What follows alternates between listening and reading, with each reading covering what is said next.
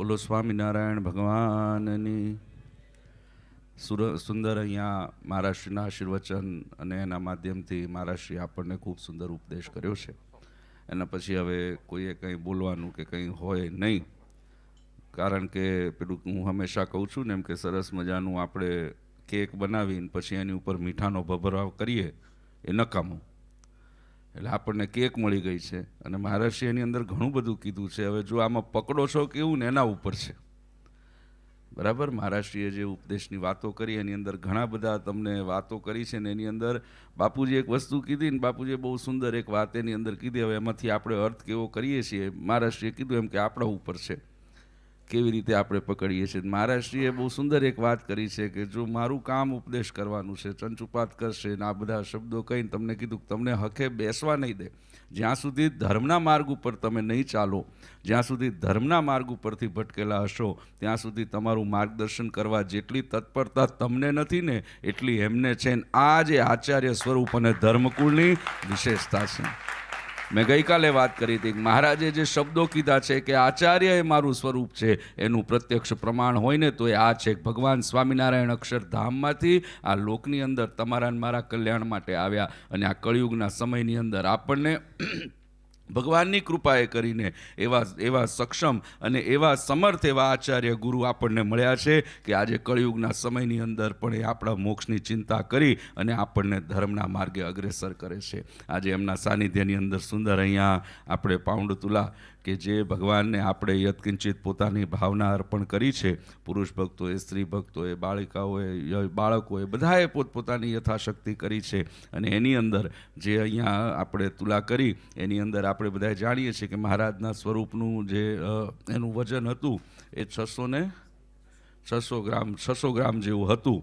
પણ અને અહીંયા આપણે જે તુલા કરી છે એની અંદર આપણે સિંહાસન સાથે કર્યું, થોડાક હજી લંડનવાળા કાચા છે, બરાબર ને. આ ચોખવટ કરી દઉં છું, ક્યાંક કચાશ છે, આપણે એને દૂર કરવાની છે.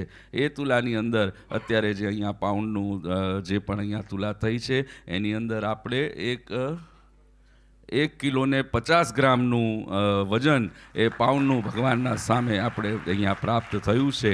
આ ભગવાનની કૃપા આપણી ઉપર છે. મહારાષ્ટ્રીએ કીધું ને એમ કે આજે અહીંયા દાન થયું છે, ભગવાનની આગળ આપણે જે દાન કર્યું છે, આજે જે અહીંયા ભગવાનને પોતાની ભાવાંજલિ અર્પણ કરી છે, આની ફળશ્રુતિ આપણને મળશે જો આપણો ભાવ સાચો હશે તો.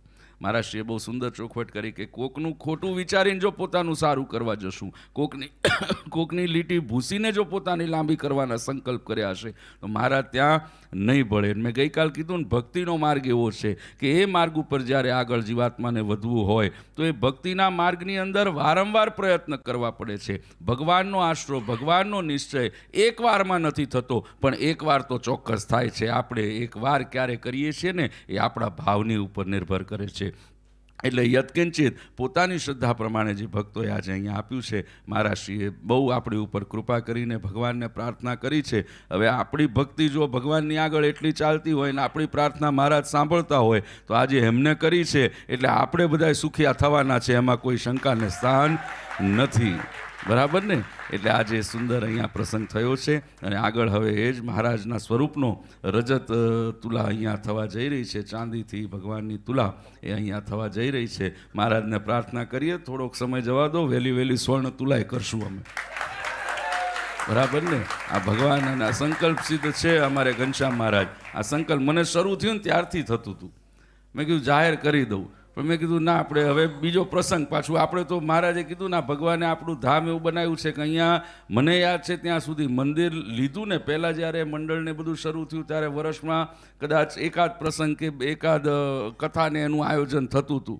પણ આ મંદિર લીધા પછી આપણી ભક્તિમાં વૃદ્ધિ થઈ છે અને આપણા પ્રસંગો, મંદિર ક્યારેય આમ કહેવાય ને કે ઉત્સવ પ્રસંગો વગર રહ્યું નથી. આ એ ભગવાનનો પ્રત્યક્ષ આપણી ઉપર કૃપા દ્રષ્ટિનું પ્રમાણ છે. એટલે આપણે બીજા ઉત્સવની અંદર ભગવાનને પ્રાર્થના કરીએ વહેલા અમને એવા સમર્થ બનાવો કે અમે સ્વર્ણ તુલાથી આપનું અહીંયા અમે અમારી ભાવાંજલિ આપને અર્પણ કરીએ, એવી મહારાજને હું પ્રાર્થના કરું છું. એટલે આગળના કાર્યક્રમની અંદર અહીંયા હવે જે પણ પ્રમાણે પૂજ્ય